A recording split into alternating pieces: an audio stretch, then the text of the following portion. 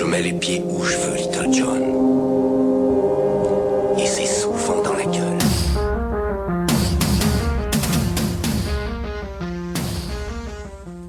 Adrien, arroseur de bons sons, moissonneur de culture hertzienne, semeur de troubles, mauvaise graine de Dijonais.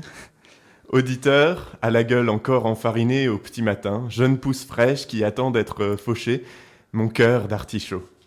Étais-tu né quand se produisit ce phénomène télévisuel cataclysmique que fut l'accouplement en direct dans la piscine du Love de Jean-Édouard et Loana?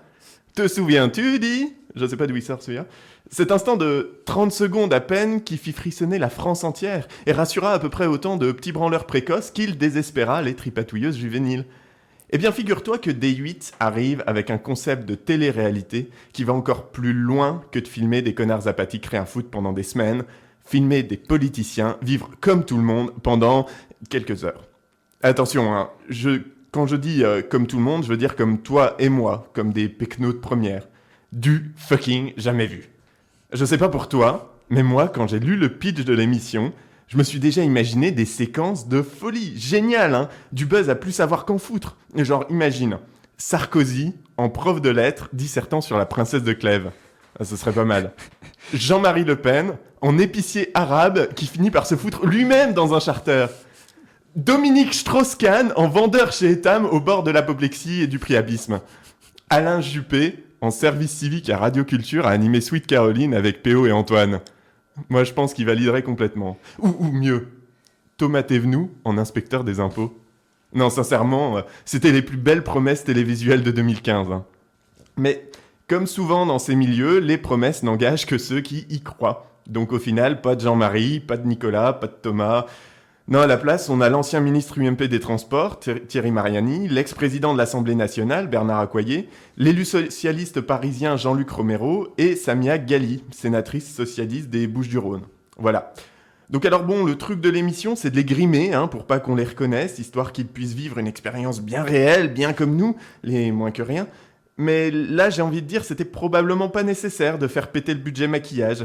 Parce que j'offre son poids en timbre-poste à qui arrive à reconnaître Mariani dans la rue sans le petit bandeau de BFM TV juste en dessous pour lui dire qui il est.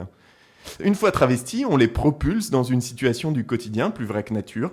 Donc Samia Ghali est devenue une secrétaire en quête de logement, Accoyer a découvert les services d'urgence et Mariani a erré dans tout Paris en fauteuil roulant. Et c'est là où on voit toute la puissance contestataire, limite révolutionnaire de ce reality show de l'extrême. Suite à son expérience, l'ex-ministre des Transports a eu cette déclaration fracassante, d'une audace inouïe, puisqu'il a dit « C'est difficile de se déplacer dans Paris pour une personne en fauteuil roulant. » Wow! Attendez, non, on arrête tout là. Récapitulons. Il a quand même fallu qu'une chaîne de télé engage une boîte de production pour développer un concept de télé-réalité sur des politiciens, puis engage une équipe de tournage qui s'est préparée pendant des jours probablement pour qu'un ex-ministre des Transports en arrive à la conclusion que c'est difficile de se déplacer dans Paris pour une personne en fauteuil roulant. Soit une analyse à peu près aussi fine que celle que pourrait avoir n'importe quelle rase-moquette de CP à qui on aurait expliqué ce que c'était le handicap moteur. Non. Mais je suis en train de penser... En fait, c'est peut-être ça la solution. La solution pour Macron, pour Valls, Rebsamen et toute la clique.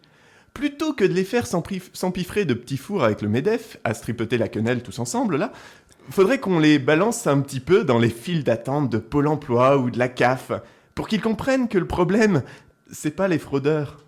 Peut-être qu'on devrait les faire manifester à Sivins, sous les lacrymos, pour qu'ils comprennent ce que c'est, les revendications et les idéaux. Peut-être... Oh, attention, je vais un peu loin là. Peut-être qu'on devrait les maquiller en électeurs et les faire aller voter pour Hollande, histoire qu'ils comprennent comment ça fout les boules de se prendre un sapin de Noël dans le rectum. Non, le seul problème avec cette technique, en fait, c'est que ça marche pas pour tout.